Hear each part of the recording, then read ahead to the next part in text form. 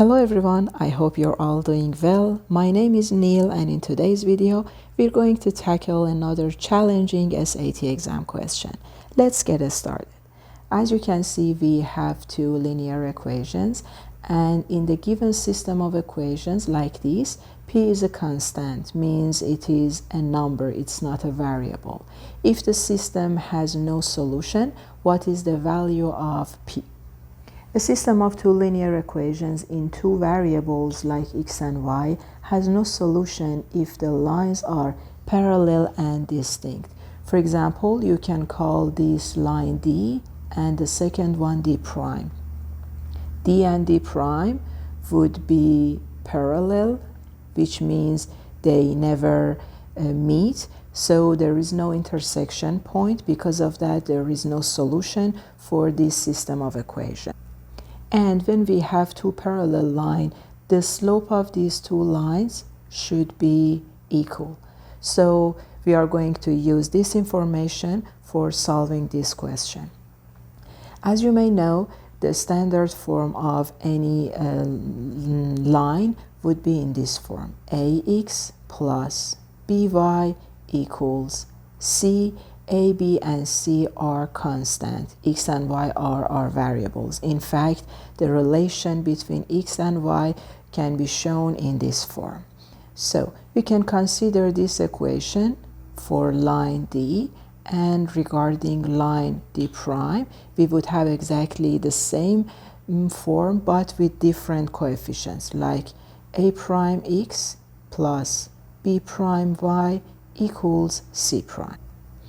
When we have two parallel lines, we can use coefficients like A, B, C, and A prime, B prime, and C prime to check this relationship: A over A prime, B over B prime, C over C prime. When these two lines are parallel, first ratio should be equal to the second one, but shouldn't be equal to C over C prime.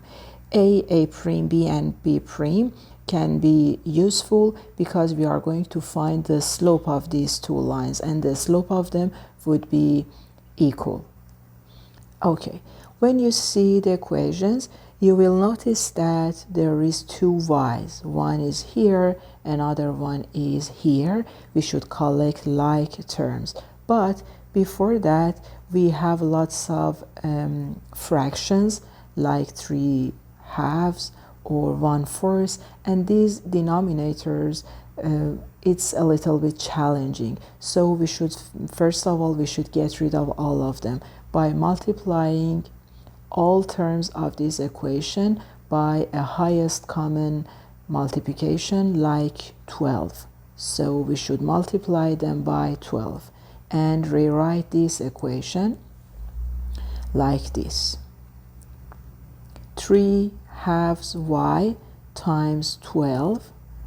You can simplify these two numbers. 6 times 3 is 18y, so we have 18y, and -1 over 4x times 12 gives you -3x. You can do all of this process in your mind or write like this: 4 times 8 2 is 8 equals 8, and -3 over 2 y times 12 -18y. This is another form of the first equation without any fraction in coefficients. And for the second line, like D prime, we only have 2 in denominators, so you can multiply by 2. I'm gonna write this faster: x plus 3 equals 2py plus 9. And now we have 18y in the left hand side and -18y in the right hand side. We should collect like terms, which gives us 36y minus 3x equals to 8. And for the second one, we have 3 and 9. We should collect them to reach to this one.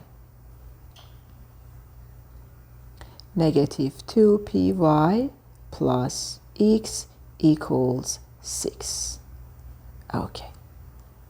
Now we should find coefficients or constant like 8, 6, negative 3, positive 1, negative 2p, and 36, and write their ratios.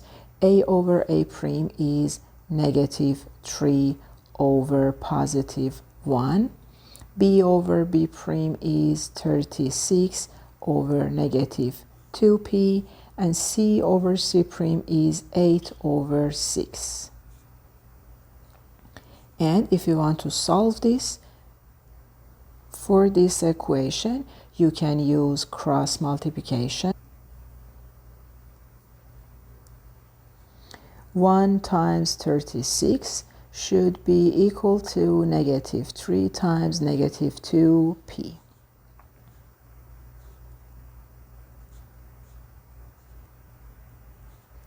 So 36 equals to 6p, and by dividing both sides of the equation by 6, p is 6.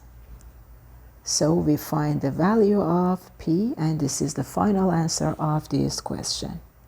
See you in next video. Bye-bye.